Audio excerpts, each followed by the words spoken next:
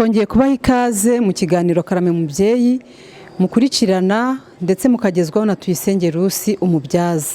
Nkuko tubimenyereye tubagezaho ibiganiro byerekeranye n'ubuzima bw'umubyeyi utwite kugira ngo dufatanye gusigasira ubuzima bwe mu gihe atwite, abyara ndetse na nyuma yaho, cyane ko nabwo tuba turi no gusigasira ubuzima bw'umwana atwite. Icyo gihe kandi biduha n'icyizere cyo kugira umuryango muzima. Birumvikana ko umugabo nawe ahita aboneka afite umunezero ndetse n'ibyishimo by'uko afite umuryango muzima. Niyo mpamvu muri iki kiganiro tugenda turebera hamwe ibintu byakwangiza ubuzima bw'umubyeyi utwite, tukamuha amakuru kugira ngo abyirinde ejo atazagira ingorane zimubaho zikaba zamuzahaza cyangwa zikamutwara ubuzima we n'umwana atwite. Muri iki kiganiro tugiye kurebera hamwe uburyo kunywa inzoga ku mubyeyi utwite ari ibintu bibi cyane kuko bishobora kwangiza ubuzima bw'umwana uri mu nda. Umubyeyi utwite tuzi neza ko tumugira inama yo kurya no kunywa, ariko mu byanywa aba akwiye kwirinda gukoresha ibiyobyabwenge cyangwa se gukoresha alukoro, kuko hari igihe byangiza ubuzima bw'umwana uri mu nda ndetse n'ubuzima bwe nawe bukaba bwahangirikira. Nk'uko tubizi rero, ubushakashatsi bwagaragaje ko umwana uri mu nda ntabwo arya cyangwa ngo anywe, ahubwo atungwa n'ibyo mama we amuha. Mu gihe umubyeyi ariye ibyo kurya bikwiriye, bishobora gutambuka bikava mu maraso y'umubyeyi bikaba byagera ku mwana binyuze mu rureri ruba rufatanyije umwana na mama we. Muri aka kanya reka mbibutse yuko ibiyobyabwenge cyangwa alukoro ishobora gutambuka ikava ku mubyeyi ikaba yagera ku mwana uri mu nda. Rero ubushakashatsi bwagaragaje yuko icyo twita bariyeri placentere kidashobora gukumira alukoro yitwa atenol iba mu nzoga. Iyo atenol ikaba ari alukoro mbi cyane ishobora kwangiza umwana mu gihe ari mu nda ya mama we.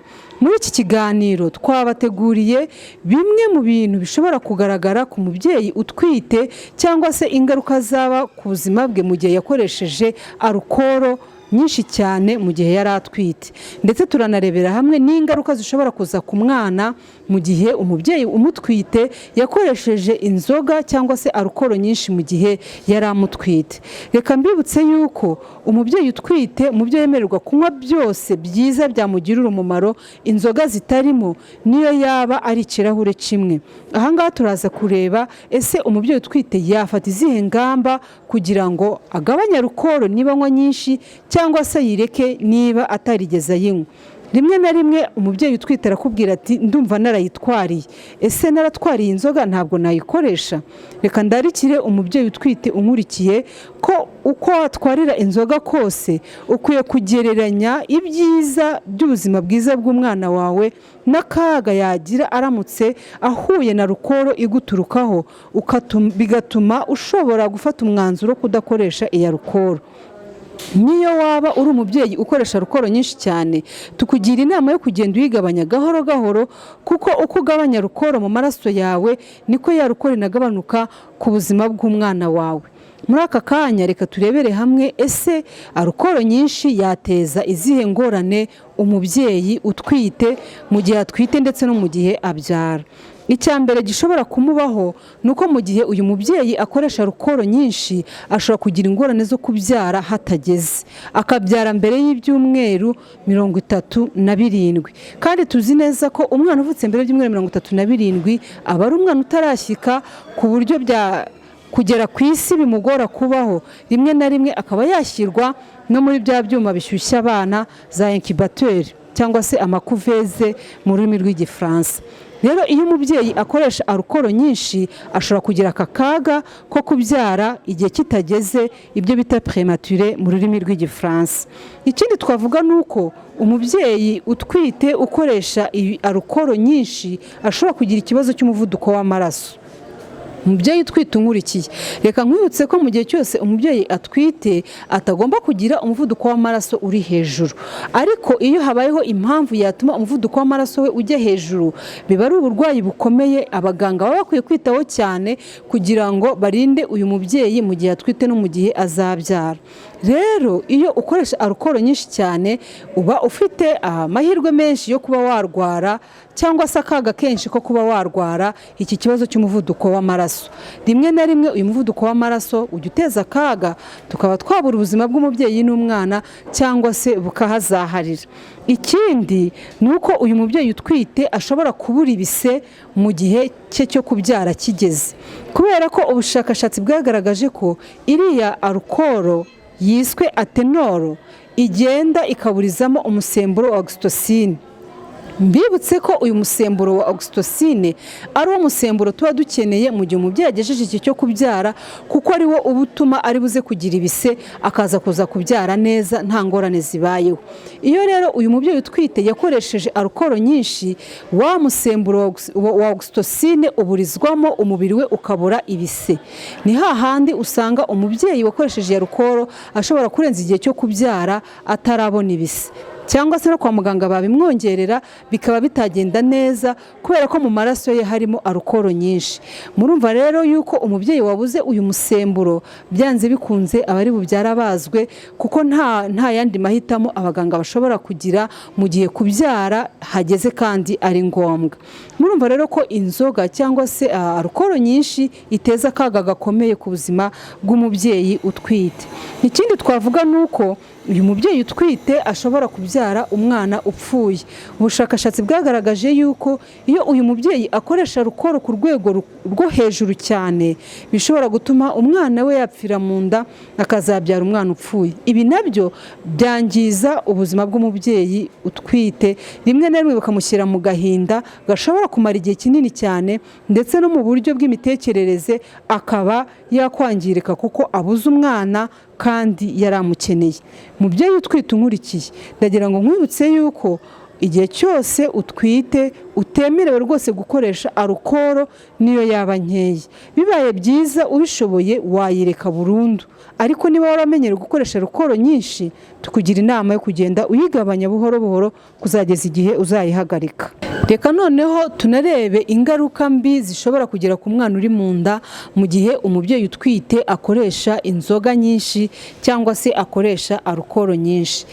Turabizi neza yuko twese twishimira kureba abana bacu mu maso, tukanezezwa no kubona ukuntu baseka neza, tukanezezwa n'isura yabo. Mubyeyi utwite unkurikiye, reka nkwibutse ko inzoga zangiza ubwiza bwo mu maso y'umwana wawe.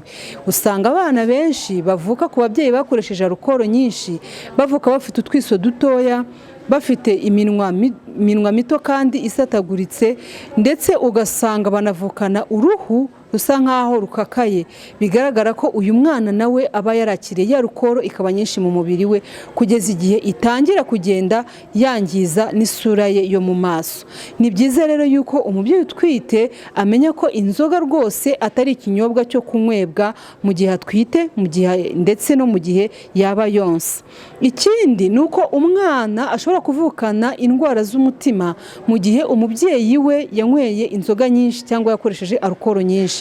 Mubyeyi utwite unkurikiye, kuvura umutima w'abana ni ibintu bihenda kandi ni ibintu bigoye, utagereranya rwose no gufata icupa ry'inzoga.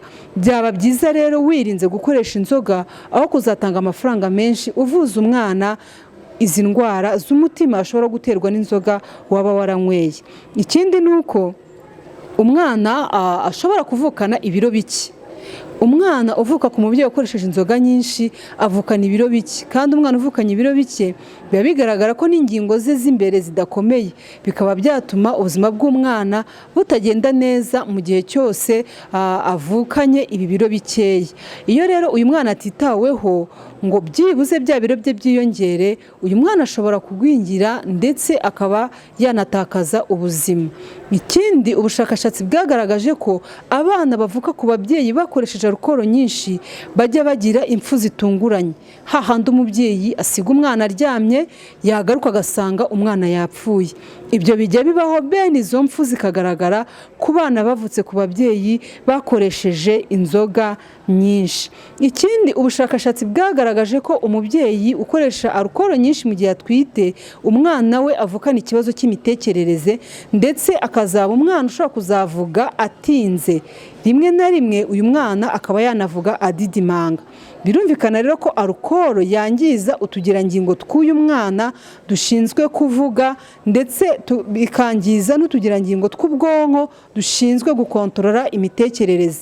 Uyu mwana akazavuka, yamara gukura ukazasanga ari wa mwana ushobora kugira amanota make mu ishuri, ndetse rimwe na rimwe mu mikurire ye n'imibereho ye akazabaho ari umuntu utinda gufata imyanzuro cyangwa se utinda gufata ibyemezo, bitewe n'uko ubwonko bwe bwangijwe n'inzoga umubyeyi we yakoresheje mu gihe yari amutwite. Ikindi twavuga nuko nyuma yuko uyu mwana avutse, nyuma yo gukura ashobora kuzisanga nawe yarabaye umusinzi kabuhariwe, kubera ko inzoga aba yarazimenyereye akiri mu nda, hari igihe avuka ndetse akaba yakomeza kuzinywa, kuzireka bikaba byamunanira. Mubyeyi utwite unkurikiye, ndagira ngo nkwibutse yuko gukoresha inzoga mu gihe utwite atari ibintu byiza, atari n'ikinyobwa cyiza ukwiriye gukoresha, ahubwo ukwiriye kureba uburyo wagabanya gukoresha izi nzoga ndetse ukaba wazireka burundu. Ababyeyi benshi bajya bavuga bati twebwe iyo twabyaye nta kindi kintu kituzanira amashereka kitari inzoga. Reka nibutse umubyeyi unkurikiye ko ntabwo inzoga ariyo izana amashereka, ahubwo ibyo kurya urya ndetse n'ibyo kunywa unywa bindi bitari alukoro bishobora gutuma umubyeyi utwite agira amashereka meza adakoresheje inzoga. Rero witekereza yuko kunywa inzoga aribyo bizatuma ugira amashereka. Oya, ahubwo kunywa inzoga bizatuma izo nzoga zitambuka mu mashereka zibashe kugera ku mwana, nawe zishobora kuba zamwangiza. Ntabwo umubyeyi wabyaye ahembwa inzoga, oya, ahubwo ahabwa ibindi byo kunywa byiza. Ashobora kunywa igikoma, ashobora kunywa amaji, ashobora kunywa amazi, nayo ni meza ku mubyeyi wabyaye, aho gukoresha inzoga zizajya kwangiza umwana we. Reka nsoze iki kiganiro mpamagarira umubyeyi utwite ndetse n'umubyeyi wonsa kwirinda gukoresha inzoga, kuko inzoga ari mbi cyane, zishobora kwangiza ubuzima bw'umubyeyi ndetse zikangiza n'ubuzima bw'umwana. Zakwangiza umwana ari mu nda, kandi n'ingaruka zikazamugeraho no mu gihe umwana yamaze gukura. Reka rero mbararikire kuzakurikirana ikiganiro cy'ubutaha. Niba utarakora subscribe, nakurarikira kuyikora, ugakora like ndetse ukaduha comment, ukabaza n'ikibazo waba udasobanukiwe. Ikindi ni uko aya makuru wayasangiza n'abandi kugira ngo dufatanyirize hamwe gutabara ubuzima bw'umubyeyi ndetse n'umwana, impinja ntizigapfe. Murakoze na mu kiganiro cy'ubutaha.